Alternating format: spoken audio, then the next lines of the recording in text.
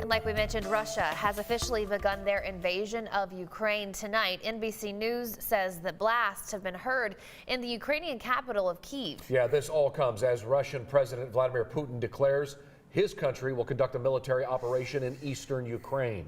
Now, today, the president of Ukraine declared a state of emergency, as you hear Putin speaking here as he addressed his nation, as 150 to 190,000 Russian troops gathered at Ukraine's border. With that declaration, he's allowing curfews, seizure of property, mobilization for private industry for war.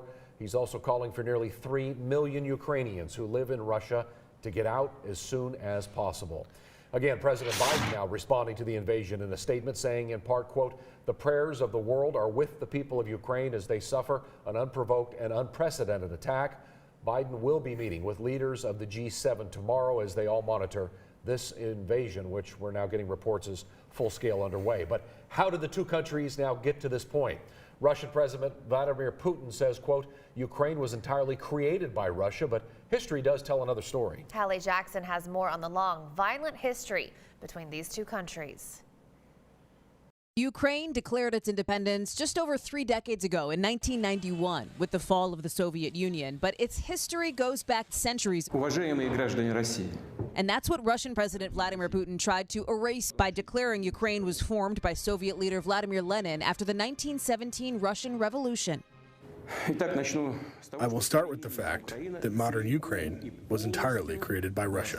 Putin has been trying to co-opt this history for Russia, which is part of his Soviet aims to bring back the Russian Empire. Like many countries, especially in Europe, Ukraine has had centuries of changing borders through war over territory and power, coming under Moscow's rule late in the 18th century during the reign of Catherine the Great.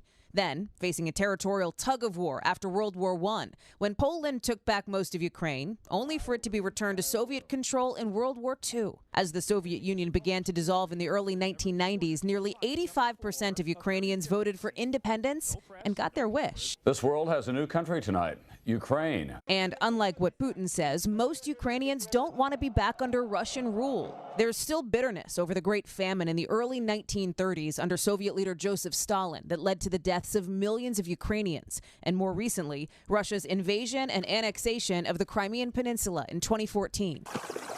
Now, with Ukraine's push toward the EU and NATO membership, Russian troops march toward what looks like once again a centuries-long renewal of the push for dominance in the area.